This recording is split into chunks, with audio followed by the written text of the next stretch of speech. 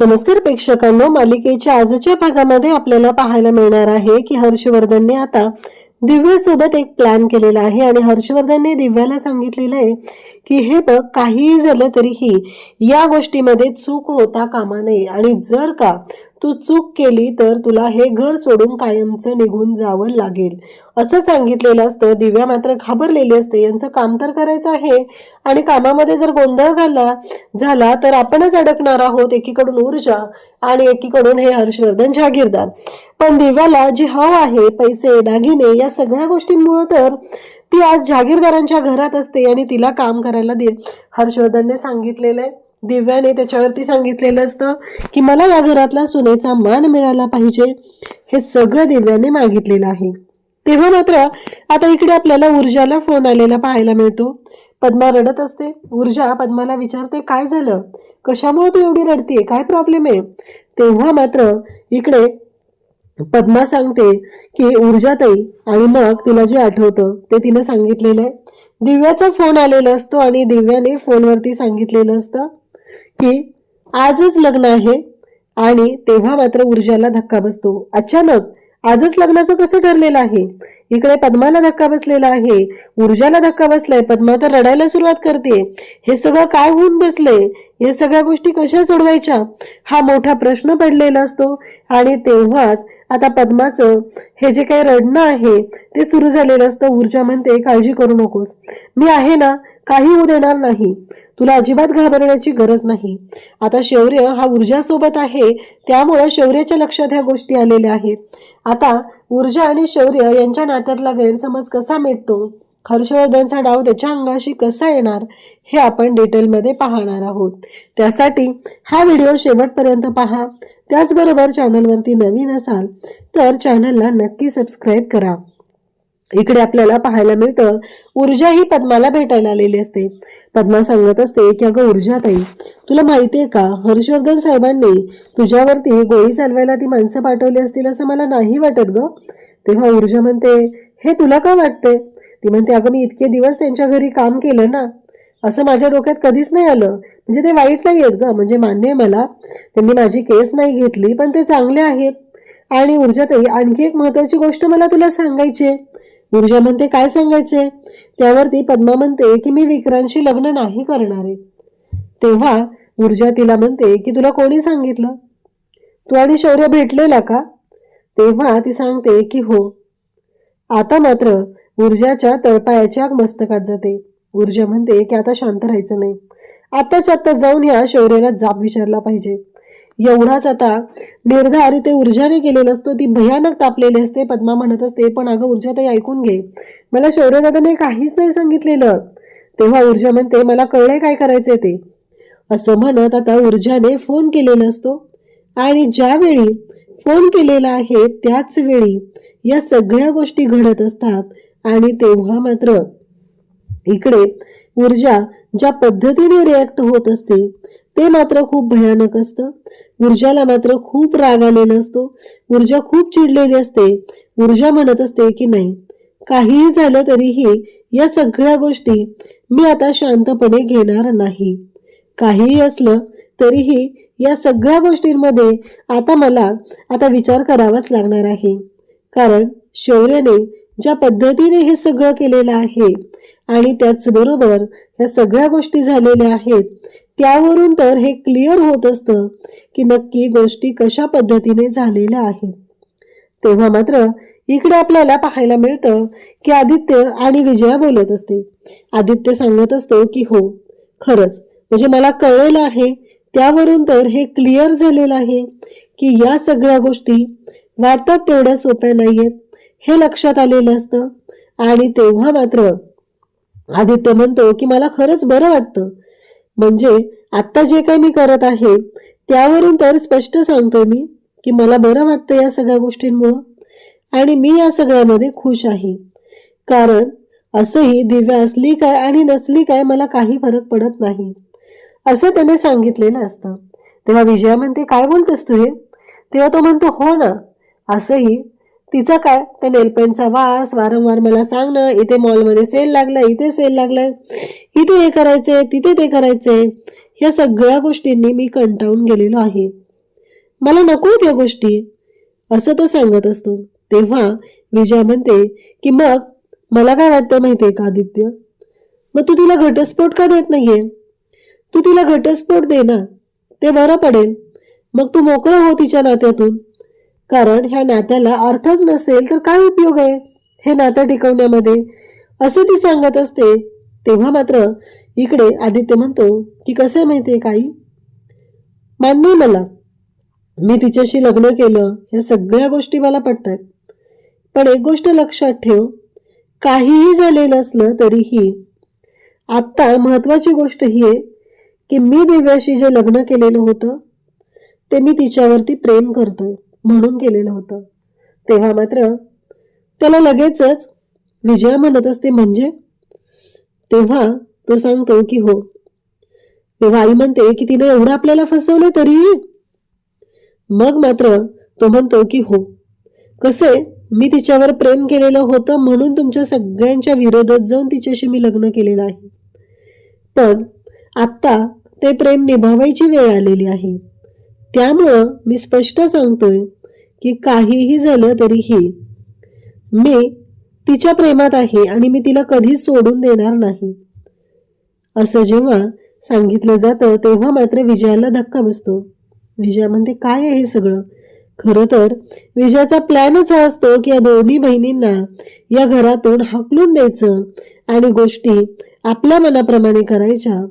पण इथे आदित्यने एका झटक्यात तिचा पचका केलेला असतो. इकडे ऊर्जाचा मात्र पारा खूप चढलेला असतो आणि पद्माला ती म्हणत असते मला कळल्यात सगळ्या गोष्टी, कारण आजपर्यंत कधीही तू हर्षवर्धन जहागीरदारचं गुणगान माझ्या समोर गायलेलं नव्हतं. पण आज ज्या अर्थाने तू त्यांच्याबद्दल एवढं सगळं बोलत आहे, भरभरून बोलत आहे, त्यावरून मला कळलेलं आहे की या सगळ्या मागे कोणाचा हात आहे. आणि मग ऊर्जाने शौर्यला फोन केलेला असतो. ती शौर्यला विचारते तू कुठे आहेस? तेव्हा शौर्य सांगतो की घरी आहे. ऊर्जा म्हणते तू घरीच थांब, मी पोहोचते. आता मात्र इकडे ऊर्जा खूप चिडलेली असते. तिला खूप राग आलेला असतो. तिने ठरवलेलं असतं की आता शांत राहायचं नाही. पद्मा तर खूपच घाबरून जाते. तिला कळतच नाहीये की हे सगळं काय होतंय, या सगळ्या गोष्टीचा काय अर्थ आहे. आता या दोघांमध्ये पुन्हा भांडण होणार की काय? मी तर यांच्यातलं भांडण मिटावं आणि त्याचबरोबर हे सगळं जेव्हा घडत असतं तेव्हा मात्र आता ऊर्जा आता घरी आलेली आहे आणि त्याचबरोबर ऊर्जा जेव्हा घरी येते तेव्हा मात्र इकडे आदित्य आणि त्याचबरोबर विजया यांचं बोलणं सुरू आहे. आणि त्याच वेळी आदित्यने स्पष्टपणे सांगितले काही झालं तरीही मी दिव्याला डिवोर्स देणार नाही, कारण मी दिव्यावर मनापासून प्रेम करतो, हे आदित्यने सांगितलेलं असतं. ती कशीही असली तरीही मी तिच्यावर प्रेम करतो. ती अल्लड आहे, ती बालिश आहे. आता जरी मी पुस्तकांमध्ये गाण्यांमध्ये रमत असलो तरीही एक ना एक दिवस तिला जाणीव होईल, असं इकडे आदित्यने आईला स्पष्टपणे सांगितलंय. आणि विजयाला तो एवढंही सांगतो की तू काळजी करू नकोस, माझं, शौर्याचं आणि तीर्थाचं तिघांचंही चांगलंच होणार आहे, कारण आम्ही कधीच कोणाचं वाईट करत नाही, असं त्याने क्लिअर केलेलं आहे. इकडे विजया मात्र हादरलेली आहे. तिला वाटलं होतं की आदित्य तिचं ऐकेल आणि दिव्याला डिवोर्स देईल, पण तिच्या हे लक्षात आलं नाही की ज्या आदित्यने घरातलं कोणाचंही न ऐकता दिव्यासोबत लग्न केलं, तो आदित्य आता दिव्याला डिवोर्स दे म्हटल्यानंतर कसं ऐकेल, ही गोष्ट मात्र ती सोयीनं विसरून गेलेली असते. त्याचबरोबर इकडे आपल्याला पाहायला मिळतं ते म्हणजे काहीही झालं तरीही या सगळ्या गोष्टी ज्या पद्धतीने घडत असतात त्यावरून ऊर्जा आता घरी आलेली आहे. ऊर्जा भयानक चिडलेली असते. ऊर्जाला कळलेलं असतं की हे सगळं जे काही चाललेलं आहे त्या सगळ्यावरती आता एकच उपाय काढायचा आहे. आणि ती शौर्याला विचारू लागते की तू का केलंस असं, कशावरून हे सगळं तू केलेलं आहेस, तुला कोणी अधिकार दिला हे सगळं करण्याचा, आणि या सगळ्या गोष्टीचा काय अर्थ होतो, असं म्हणत ती म्हणते की इथपर्यंत तू जाशील असं मला वाटलं नव्हतं. तू जाऊन पद्माला लग्न करायला नकार द्यायला सांगितलंस? म्हणजे आजपर्यंत जी पद्मा कधीच माझ्याशी हर्षवर्धन जहागीरदारचे गुणगान गाताना मी पाहिलेली नव्हती, ती पद्मा आज हर्षवर्धन जहागीरदारचे गुणगान गात होती. हे कोणामुळं? तूच सांगितलं ना तिला? तू भेटला होतास ना तिला? तेव्हा तो म्हणतो, अगं ऐकून तरी घे. ऊर्जा म्हणते, काय ऐकायचंय? पण एक गोष्ट लक्षात ठेव, आज जरी तिने माझ्याबरोबर नसली तरीही मी तुला एकच गोष्ट सांगते, ती म्हणजे तिने माझ्यासोबत असू दे किंवा नसू दे, मी हर्षवर्धन जहागीरदार आणि विक्रांत शिर्के आणि दिग्विजय शिर्के यांना धडा तर शिकवणारच आहे. काहीही झालं तरीही त्या दोघांना जन्माची अद्दल मी घडवणार आहे, असं इकडे ऊर्जाने स्पष्टपणे सांगितलेलं असतं. तेव्हा मात्र इकडे पाहायला मिळतं ते म्हणजेच आता शौर्य म्हणतो की एक गोष्ट लक्षात ठेव, काहीही झालं तरीही माझ्या डॅडला या कोणत्याही गोष्टींची गरज नाही, कारण कितीही झालं तरी त्यांना अशा गोष्टींनी फरक पडणार नाही. तुला मी सांगितलं होतं तू त्यांच्याबरोबर कोर्टात लढ, पण तुला कोर्टात लढायचं नाहीये तर त्यांची बदनामी करायची. या दोघांमध्ये भांडण झालेलं असतं, तेवढ्यात दिव्या समोरून येते. दिव्याच्या समोर हे सगळं आलेलं असतं. आता शौर्य त्याच्या रूममध्ये आहे, ऊर्जा तिच्या रूममध्ये आहे. दोघंही 9:30 वाजलेले आहेत. त्यांचं ठरलेलं असतं की रोज या टायमिंगला भेटायचं आहे, पण आज दोघंही पाहत आहेत घड्याळाकडे आणि ऊर्जाने वाट बघून मोबाईल स्विच ऑफ केलेला असतो. ऊर्जाने एकच विचार केलेला असतो की नाही, आता मी जाऊन शौर्याला भेटणार नाही, हे ऊर्जाने ठरवलेलं असतं. इकडे पद्मा घरातला कचरा काढत असते. त्याच वेळी इकडे सुवर्णाने दिलेल्या साड्या म्हणजे विक्रांतच्या आईने दिलेल्या साड्यांची पिशवी खाली पडते. त्यातल्या साड्या खाली पडलेल्या असतात आणि त्या साड्या पाहिल्यानंतर तिला धक्का बसतो. ती हादरते, तिला भीती वाटू लागते. हे सगळं काय आहे?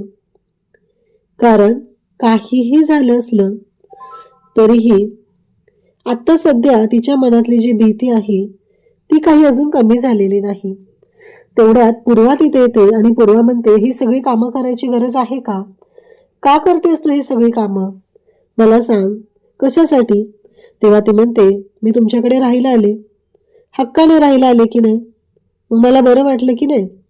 मग आता माझं घर समजून जर मी कामं केली तर बिघडलं कुठं? हे घर माझंच आहे ना, त्याच्यामुळं तर मी हे सगळी कामं करते. तेव्हा पूर्वा म्हणते, ठीक आहे, असं म्हणत पूर्वा तिची समजूत घालू लागते.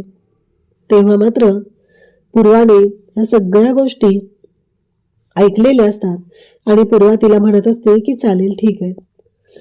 मग पूर्वा तिची समजूत सुद्धा घालत असते. तिला म्हणत असते की हे सगळं करायची तुला अजिबात गरज नाही.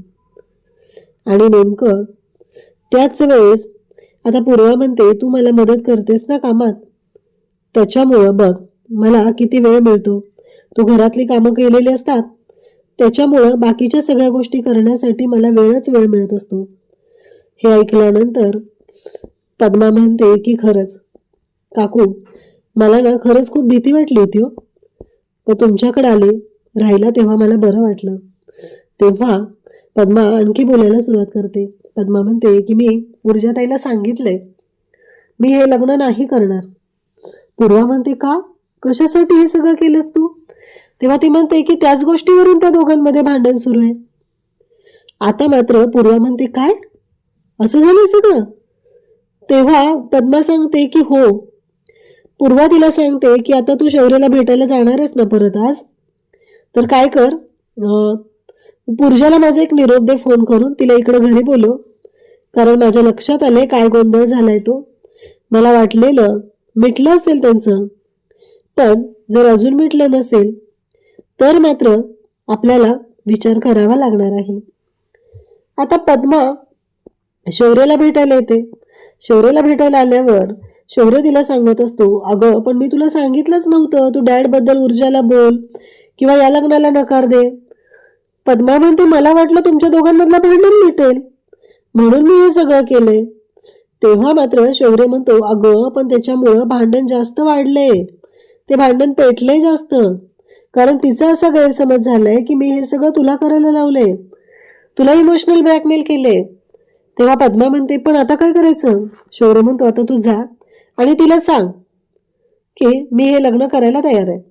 तेव्हा ती म्हणते, आता मी काल तर सांगितलं ना नाही करणार, आणि आता परत कसं सांगू?